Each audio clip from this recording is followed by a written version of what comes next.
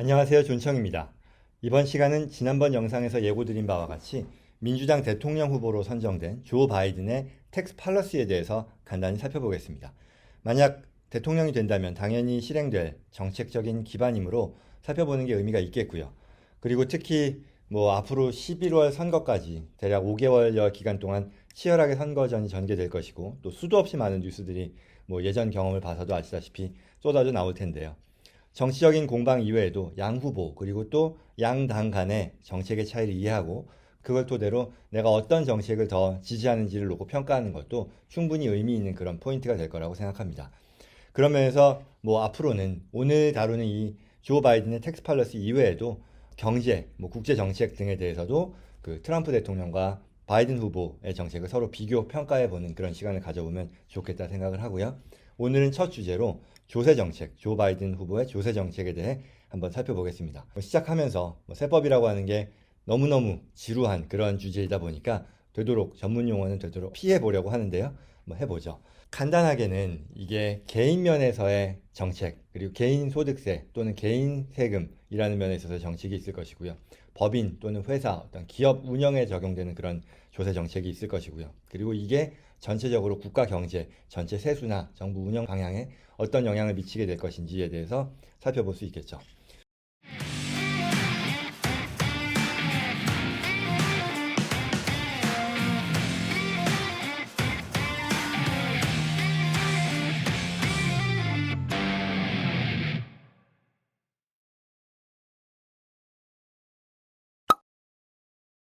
먼저 개인 면에 미치는 영향을 한번 살펴보면 저소득층은 좋고 고소득층에게는 안 좋다라는 말로 요약이 될 것 같습니다. 첫 번째로 10만 불 이하의 소득자라고 하면 크게 걱정할 내용은 없을 것 같아요.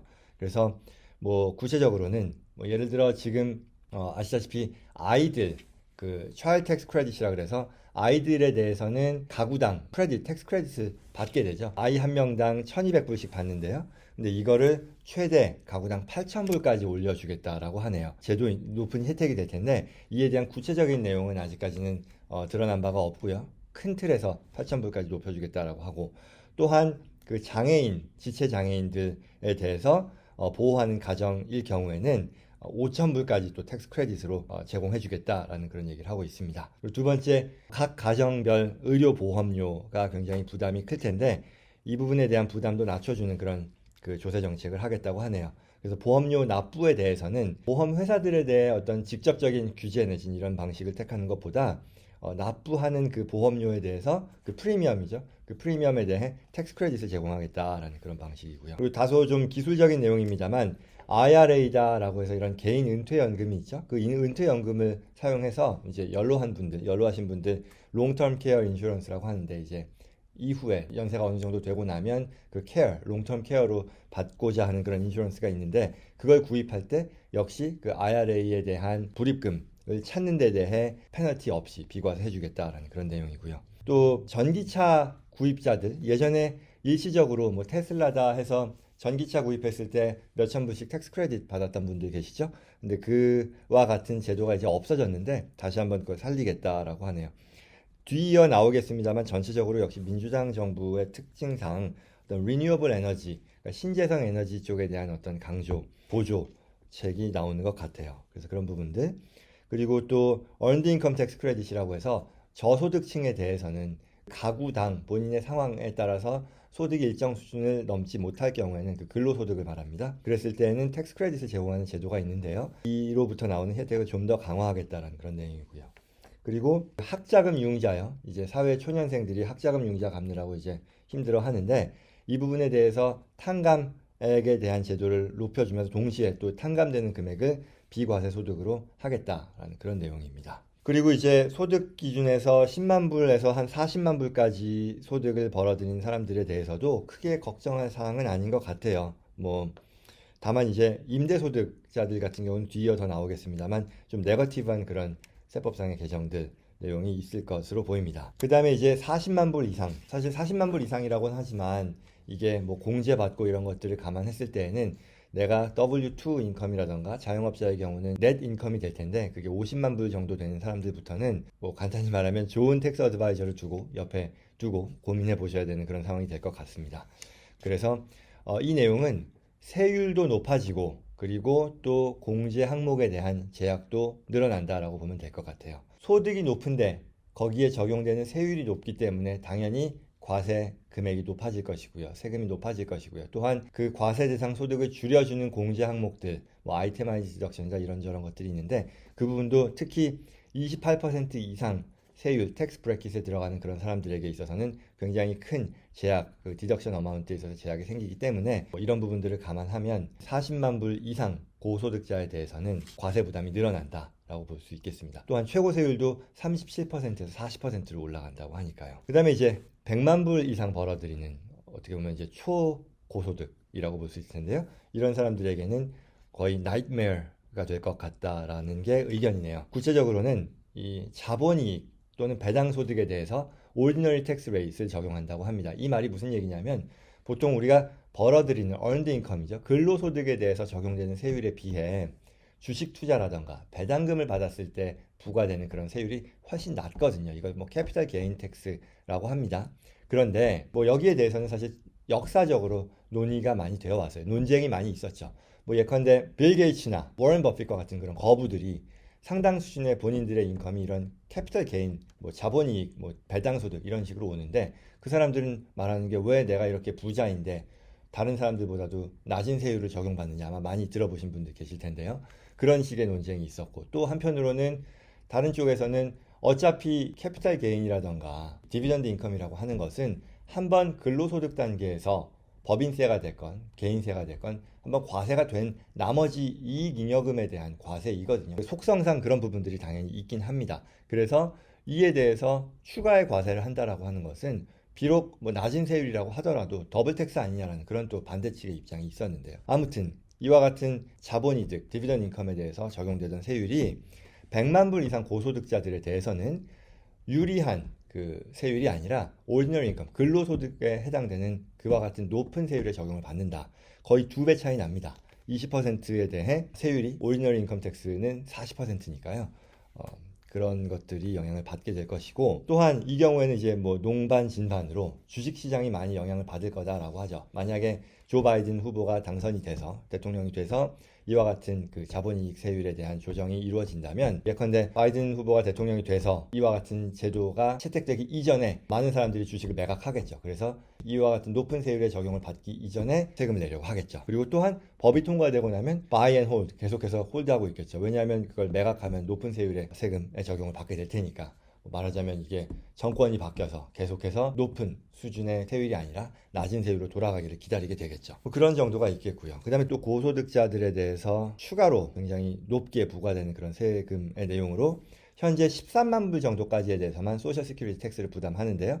이 부분에 대해서 40만 불까지에 대해서는 부담을 안 하지만 그 이상의 소득에 대해서는 추가로 다시 부담하게 된다. 이 말이 무슨 말이냐면 우리가 보통 사회보장세, 사회보장 제도라고 하는 것이 우리가 돈을 버는 그 근로소득에 대해서 일정 금액을 보험료의 형태로 납부하고 나중에 내가 은퇴 연령이 되면 그로부터 이제 사회보장 연금을 받는 거잖아요. 근데 그게 내가 벌어들인 소득이 13만 불까지에 대해서만 내가 6.2%를 부담하고 고용주가 6.2%를 부담합니다. 만약에 자영업자라고 하면 내가 둘 다 부담하는 게 되겠죠. 근데 아무튼 그게 맥시멈이 최대 13만 불, 14만 7천 불인데요. 까지에 대해서만 6.2%를 부담하는데 이게 초고소득자의 경우라면 40만 불까지에 대해서는 6.2%의 소셜 시큐리티 텍스가 부과되지 않지만 그걸 넘는 금액에 대해서는 다시 살아난다는 그런 내용이니까 굉장히 큰 부담이겠죠. 그 다음에 이제 세 번째로 또 하나 이것도 역시 다소 좀 전문적이긴 한데요. 본인이 이제 사망했을 때 가지고 있던 자산이 만약에 자산 가치가 많이 올라갔다라고 하면 그 부분에 대해서는 사실 unrealized income이라고 해서 과세되지 않았는데 그 내용 또한 변경이 될 거라는 거죠. 예컨대 내가 뭐 30만 불의 자산을 샀었다가 죽을 때는 이게 100만 불이 됐다 그러면 70만 불에 대해서 원래는 과세되지 않았습니다만 과세를 하겠다라고 하네요. 여기까지가 이제 개인에 대한 내용이었었고요. 그리고 이제 별개로 기업들에 대한 그 과세 어떤 조세 제도의 변경도 놓고 보면 특히 대기업에 대한 증세가 두드러집니다. 반면에 스몰 비즈니스에 대해서는 영향을 그다지 미치지 않겠고요. 우선 첫 번째로 코퍼레이션에 대한 코퍼레이트 텍스 레이트이 높아집니다. 21%로 지금 잡혀 있는데요. 이게 28%로 인상될 것이고요.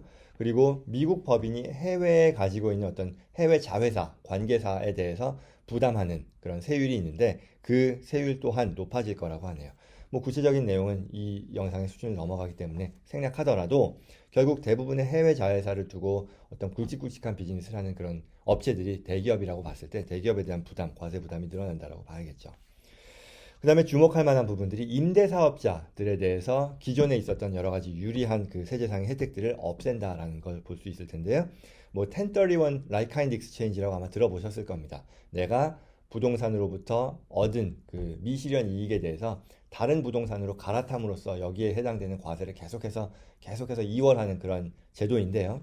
이와 같은 혜택, 어떤 세제상의 혜택을 없애겠다라고 하고 또한 임대 수익에서 나오는 손실에 대해서 기타 비즈니스에서 벌어들이는 소득과 offset할 수 있는, 탕감할 수 있는 그런 그 규정이 있었는데요. 이와 같은 특혜도 없애겠다라고 하고 또 감가상각 방식에 있어서도 좀 더 엄격한 방식을 채택한다라고 하네요. 따라서 특히 임대소득, 그 부동산 임대 사업을 하시는 분들은 주시하실 필요가 있겠습니다. 이와 같은 세제상의 변경이 국가 전체적으로 미치는 영향에 대해서 살펴보면 개인들을 놓고 보면 전체적으로 고소득자 또는 저소득자 할 것 없이 과세 부담이 직접 또는 간접적으로 올라가는 그런 부분들은 있다고 합니다. 그래서 특히 상위 1%의 고소득층들에 대해서는 13%가량의 세후 소득 감소가 예상된다라고 하네요. 그리고 어떤 정부 전체의 세수 증대라는 측면에 있어서는 10년간에 걸쳐 대략 3.8조 달러, 3.8 트릴리언 달러의 세수 증대를 예상할 수 있고 이걸 통해 재분배를 가능하게 할 것이다 라는 기대를 하고 있는데요. 여담으로 지금 우리가 얘기하고 있는 히어로스 액트라던가 지난번 3월 27일에 통과되던 케어스 액트의 그 전체 사이즈가 뭐 2.3 트릴리언 달러, 그 다음에 이번에 히어로스 액트도 3.5를 얘기하니까요. 굉장히 지금 10년간의 이와 같은 세제상의 변경을 통해서 얻을 수 있는 세수 증대가 3.8 트릴리언이라고 봤을 때 지금 우리가 얘기하고 있는 이 스티뮬러스 패키지가 얼마나 어마어마한 사이즈인지를 간접적으로 판단할 수 있을 것 같습니다. 요약하면 오늘의 내용은 고소득자들에 대해서는 굉장히 큰 세제상의 변화가 있을 것이다. 따라서 텍스 플래닝이 반드시 필요할 것이다 라고 보여지고요. 또 하나 언급해야 될 부분은 제가 오늘 말씀드린 내용은 주로 소득세에 대한 내용입니다. 그리고 증여 상속세에 대한 부분은 말씀을 안 드렸는데요. 왜냐하면 이 부분에 대해서는 아직 이렇다한 팔러시가 나오지 않은 상황입니다. 역시 이 내용에 대해서도 굉장히 큰 개정이 있을 것이라고 예상이 되고요. 이상입니다. 오늘 다룬 내용 다소 지루한 내용일 수도 있지만 크게 무겁지 않은 수준에서 다루려고 했고요. 모쪼록 여러분들께서 앞으로 벌어질 그 대선 후보들 간의 경쟁에 있어서 각각 후보들의 국가 정책에 대한 공약을 평가하는 배경 정보로서 잘 활용하실 수 있기를 바라겠습니다. 도움되었길 바라고요. 저는 다음 영상에서 또 찾아뵙겠습니다. 감사합니다.